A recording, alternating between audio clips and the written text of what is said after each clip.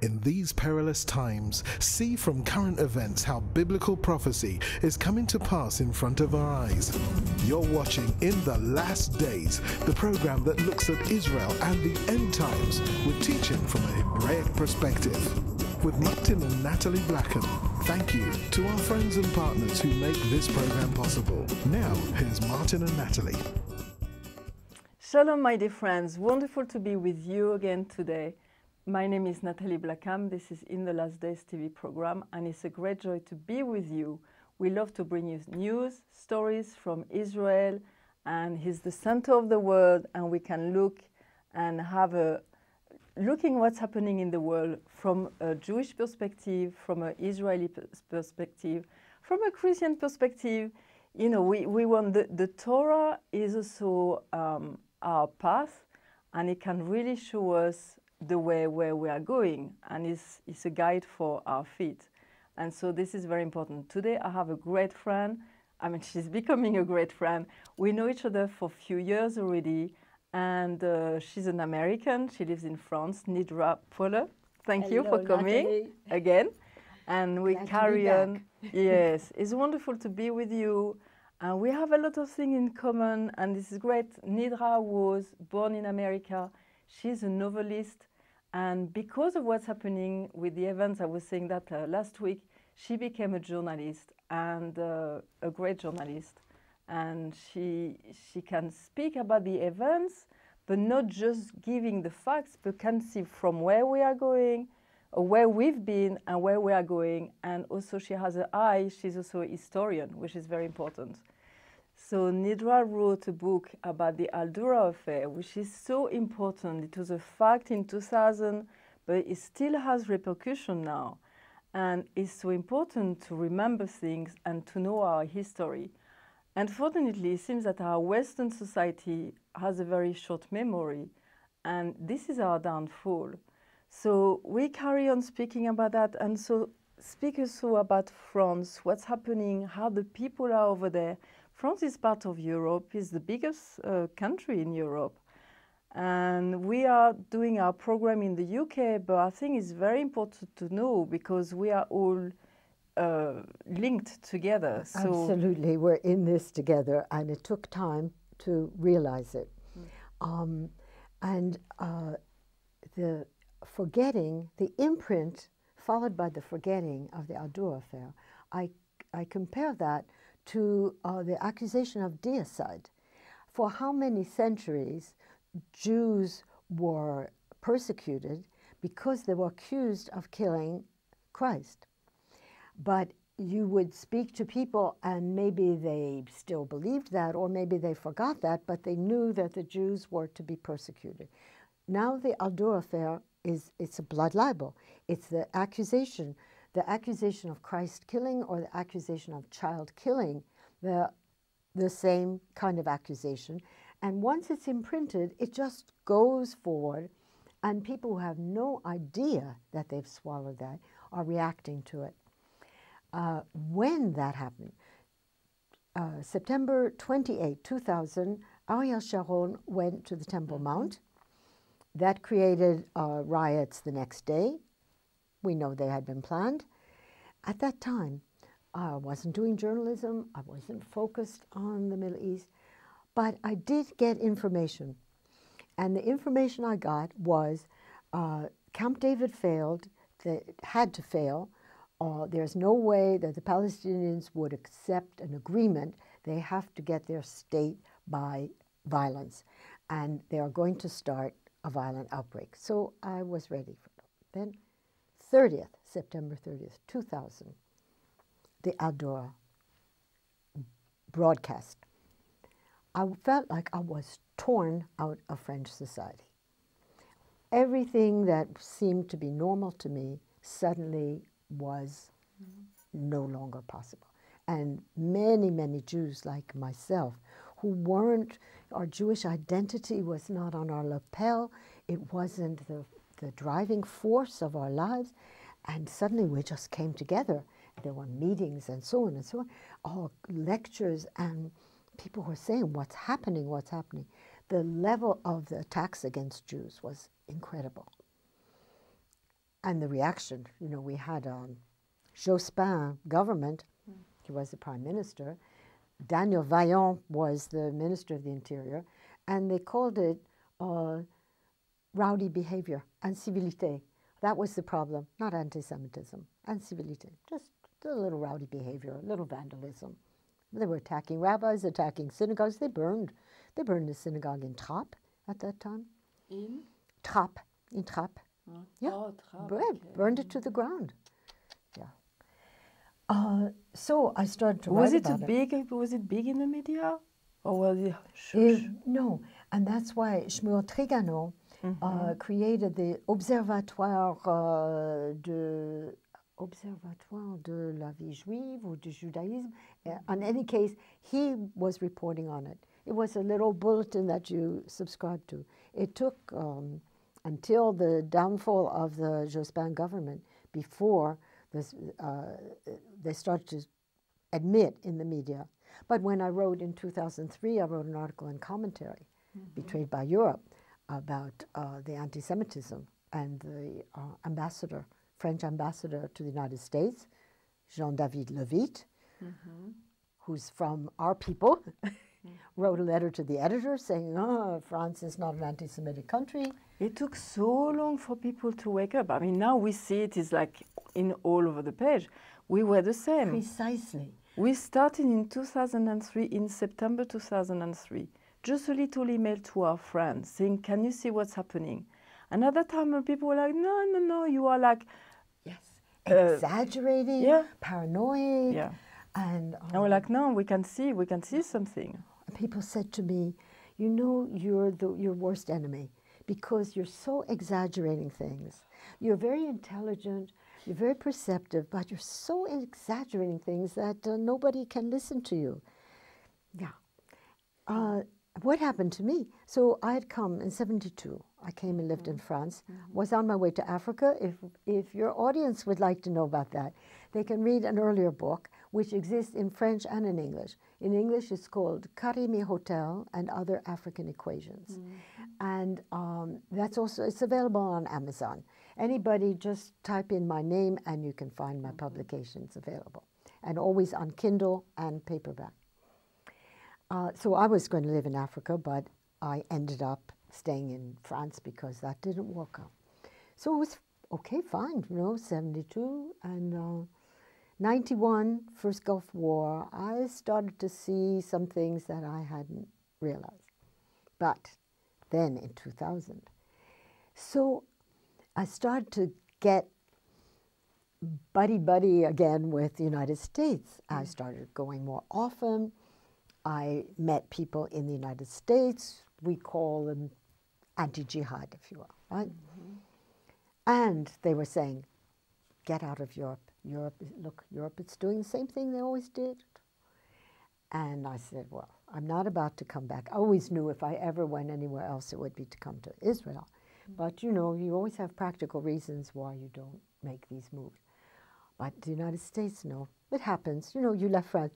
Once you leave the country, it's not good or bad. You just, you can't go back to it. You have to keep going forward. And so I was very chummy with the United States. And I remember some of my articles. I talked land of the free and the home of the brave, and Americans would never put up with this, and American Jews would never be so timid as French Jews. And then they voted for Obama. And again, lethal narrative. 9/11, the reaction to 9/11 was, you don't do that to us. Bang. And I was in the United States by chance. I was supposed to come back on the 12th. I actually came back on the 18th. I came back to France, Natalie. I was arguing with everybody.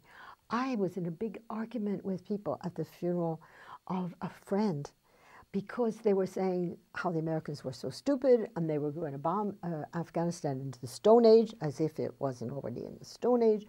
And then this was disgraceful, and practically they deserved 9/11. They just should take it and shut up. French and U.S. Yes, and then we had 2003. Now we're not going into Afghanistan. those, no, into Iraq, excuse me. We're not going to Iraq, Afghanistan, they were our allies. Well, I saw Obama, so 9/11, it looks like, you don't do that to us, right? Don't tread on me. And Obama comes along. Barack Hussein Obama. And they say he's black, and he's African, and he's international, and this is the way to go. And I was writing about it. I was saying, this is dimitude. This is, look, we convert, we accept, we're like you, don't attack us, because I couldn't get the articles published in any of the, really prestigious media where I was writing all the time. And they were saying to me, like, then I was like French, oh, you take care of that, and we take care of the United States. They didn't see what was coming. Did they speak a bit about his speech in Cairo, in France? No, they were Michel is something like Bachelon, a specialist of the United States. I remember she was on television, and she said, mais Obama, il est cool. They were under as a journalist. And I wrote very early on, I wrote about how he snubbed Nicolas Sarkozy, who was president. He came to Europe for a conference or a commemoration. Yes. He just dipped into Paris for a very short time. They gave a press conference. He dared to say at the press conference. Somebody said, how is it that you didn't accept the lunch invitation from our president? And he said, oh, I would like nothing better. Michel and I, we would love to be sitting in a nice bistro with Nicolas and Carla. But, I have so much to do, and I can't, I have to go back. And then that evening, he took Michel to a bistro, I think in the 7th arrondissement. And of course, he took her to Pompidou, they had to empty it. He took her to the bistro, they had to stop all the traffic. What an insult. So little by little. Isn't the same for Netanyahu? He was so rude with Netanyahu. I mean, it's like, as a president. Yes. And then, you see, but I didn't know about Nicolas. Yes. So right, because, he insulted the British. Michel touched the Queen. They just did one thing after the other. But, now we can come forward and ask ourselves why, at this crucial time, we have the most inept French president of the Fifth Republic. Do you know the Senate just passed something saying that they could order the president to resign? Yeah, because now the right took the Senate. And I think a lot of socialists want him to resign too. The damage is incredible. The Socialist Party is falling apart. And in the United States, we have the only anti-American president of American history. At this crucial moment, we have no leadership. Where will it come from? We're doing everything we can in our way with the small means that we have. But if you read readers' comments in French media, or let's take the vote for the Front National. Where did that come from? In 2012, Marine Le Pen wanted to do a new look of the Front National. So I think she was reading Riposte Laïque, and she was talking about the street prayers. And she said, this is an invasion without tanks. We have to do something about it. So she's the daughter of Le Pen. She's the daughter. For the people to right, know, Le Pen is the front, the right, the well, the National Front, it's not really far. It's a kind of populist party, but with very deep, long-standing Jew hatred in the party. And it never was a governing party. It was, and Jean-Marie Le Pen himself is sort of a, growling kind of guy like this, who puts everyone off. And that was his image de marque, that was his trademark. His daughter comes along, she's blonde, she's modern, and she speaks very nicely, although Alain Finkielkraut calls her a fishmonger. I think he's not far from the truth either. She said she sued people if they call her party far right. I don't think she sues if you say she's a fishmonger or you say her hair bleaches and so well done or whatever. But so she peeled off votes from the right and helped François Hollande to get elected. I don't use images from the Second World War, but the socialist government of François Hollande is something like the Weimar Republic. It's a government that's so weak that anything can now take over the country. Once, Which was the same in the UK. Again, before we had Chamberlain, who was doing a terrible work, and fortunately Churchill came. that's right, So and he was very much decried before. Churchill was decried like Nicolas Yes, Sarkozy yes, is decried yes. now. So after she got rid of Nicolas Sarkozy, she stopped talking about immigration, street prayers, niqab, and all the rest. And she comes out with her economic policy, which is get out of the EU, don't go back to the new French franc, which is going to be equivalent to the euro, but the euro is overvalued. So afterwards, they're going to devalue, so people's savings will be, go down the drain. An economic problem, protectionist, and so on. But people in her party, they're worse. I mean, Frédéric Chatillon, who's her advisor in communications, and who's the head of what they call the Micro Party, Jeanne, which is the party that brings in the money. And the money apparently is coming from Syria, at least, if not worse. And we don't even have to believe that. We can know that he has a website to defend Bashar al-Assad. The way we do to defend Zion, he defends Bashar al-Assad. Émeric Chauprade is her foreign policy advisor. He's the head of the delegation at the European Parliament for the Front National, and he believes that there's an Atlantico-Zionist conspiracy and that Israel dictates policy to the United States. And for instance, if the United States is bombing the caliphate, that's because Israel tells them to do it. It's not in the interest of France. France, who's a good ally for France, according to these people in the Front National? Iran, not the United States. So Iran. do they have the risk of being more involved in the politics in France? Yes, because they got a lot of votes at the European Parliament because people don't vote, but that vote, that's why I say what we should recognize, that vote is the anti-jihad vote. But when the legitimate right-wing party, the UMP with Nicolas Sarkozy, ran on a campaign of crackdown on illegal immigration, enforce law and order, and so on, the whole media was, oh, he's taking the ideas of Marine Le Pen. But Marine Le Pen can come on any television station, on radio and newspaper, and tell her crackpot ideas. They don't challenge her. They don't challenge her. If they don't challenge her, it's because So she has what Islam do they behind. want? Yeah, Yeah, it's what do because they Islam want? is behind. And Oh now my her gosh. discourse is, we don't exclude anyone. She has people in her party who come from Ayub, who are connected, She has people in her party, they hung out with Ayub of the, this is the sort of thuggish, right-wing, traditionally neo-Nazi kind of people. She has people who hang out with Soral, and they all managed to, break off Dieudonné. These people, they've been traveling Dieudonné. together. Chatillon, he's a good friend of Mustafa Tlass from Syria, the general who did the blood libel television series, Horse Without a Rider. It's a blood libel, the Jews kill and take the blood of the children. So that's That's but France. the media aren't talking about it, and only Sarkozy can defeat her. And how is he? How is He's he? coming on. He came back.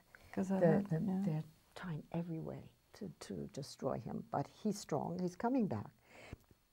They were saying, oh, he'll have to have a centrist policy, but in fact, he's coming back with a strong anti-Islamization and so on. People are disappointed. He didn't do enough when he was president.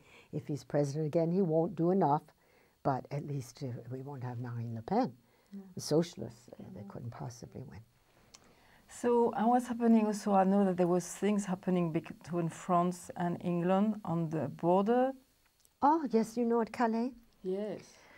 Because though England is changing its policy, it's much less juicy for the immigrants. But they don't know because they left quite a while ago. They sneak in, you know, Lampedusa and wherever they can in the weak southern borders of Europe. That's why Sarkozy wants to put an end to the Schengen provisions that allow people to come into Europe and then go anywhere in Europe. In fact, they're supposed to ask for asylum in the first country they get to, but they don't. They don't want asylum in Italy, Greece. Because we saw a lot of Palestinians from Gaza. Yes, and you heard about the boat that was sunk deliberately with 500? You heard about it, but the rest of the world didn't. They take their money, they put them in the boat, and then they sink the boat. So they closed, there was a retention center in Calais, and they closed it as if that would discourage them. So now they live in the parks and the woods and the public squares. It's terrible conditions. And now they're desperate. So they just tried. There were 300 trying to jump on trucks. But now and they're fighting among themselves and killing each other too. There was an Ethiopian young lady who was killed. And what's happening about the Jewish people in France? Because I heard that a lot of... Well, we have... The Jews in France are the most Zionist Jews in the world, outside of Israel. And we are, in France, very good Zionists, much better than the American Jews. And the American Jews think they're safe. They feel so far away. They're deep into interfaith, let's get along together, ecumenical. They have places where there's a synagogue that's a mosque and a church all mixed together. They don't pay attention. They ignore what's happening in front of their eyes. And the young people, and in the universities, the young people are taught that you mustn't say anything bad about Islam. If we have time, I give an example. I gave talks in Jewish day schools in the Boston area long ago. I talked about the murder of Sebastian Salam, a disc jockey, by his Muslim neighbor. And I was telling the story. This was in 2001. No, it was before 2003 or 5. Oh yeah, you're right. It was before. Before Ilan Halimi. Unfortunately, if they had said the truth about it, we could hope that Ilan Halimi would have been more cautious, but we never know. Young people, even sometimes when we're older, we're not so cautious. So I was just telling the story. And I said, they went to the same school, they lived in the same building, they came from the North Africa, and there were no problems. And then Sebastian Salam became a top DJ, and his killer, Adela Mastibu, became a layabout and was taking drugs and all. The young people at Jewish day school, the young people in the audience interrupted me and said, you mustn't say that about, right? You're not supposed to say something bad about a Muslim. And I said, but it's just the fact of what happened. So this is a day school in America. Jewish day school, a Jewish day school in the Boston area. And I can see, I mean, like I have a son now who is in America. I can see how they are. He said, don't say bad things. And he's like, but you need to know the reality. No, that's it. They have, my gosh. And they're, for all they're supposed to like freedom of speech on that subject. But this is, again, I explained the lethal narrative strategy. In each country, they use what's going on in the country. So you have massive immigration into Europe, and that's a massive pressure, and bad neighborhoods, and beating people up, and killing people. In the United States, You have Muslim Brotherhood, suits and ties, lots of money. Presentable. Oh, shall we talk about, did we talk about Bridges television station? No, we haven't. The Bridges television station created in Buffalo, New York to show the real face of the Islam and get rid of the prejudices. And a few years ago, the founder of the station beheaded his wife in the studio. I remember this right? story, but nobody was speaking about it. Yeah. But you have to have your eyes to Right. see. First, you have to have two of them. Yes. One isn't enough. And need to use your brain. Right. It Yeah. has to be connected to your know, brain. I know. And then you have to be willing to use your mouth and your hand. Otherwise, I know. So it's because of that we bring you all these stories, because it's so important. Nidra, when you come back to Israel, you have to come back. I will. You will come and we'll do another program. Yes. Yeah. I because make it's hopscotch so- aliyah. I come every time I can. It's very good. We have the same with Eliezer Ben Yehuda. He does Yes. the same from America. So, friends, this is just wonderful to, again, Nidra, thank you for bringing all these stories so people will know what's happening. And don't just read your newspaper. Watch In the Last Days TV program, because we give you some real stories of the real things. And now from Nidra and from me, we send you a big shalom from Israel. And keep going, read your Bible, be ready in your heart to stand up for the truth, because it's so important. And from, again, Nidra and me, we say shalom, shalom, and bye for now. You've been watching In the Last Days, a TV program with Martin and Natalie Blackham, the program that looks at Israel and the end times with teaching from a Hebraic perspective. If you would like to financially support the program or find out about conferences, meetings, or ministry products, then please contact us with the details on your screen. Visit our easy-to-use website at www.inthelastdays.com and register for our free e-newsletter. Get the latest news from Israel, product information, online video teaching, or watch today's TV program at a time that's convenient to you. Thank you again, friends and partners, for making this program possible. See you same time, same station for the next program from In the Last Days.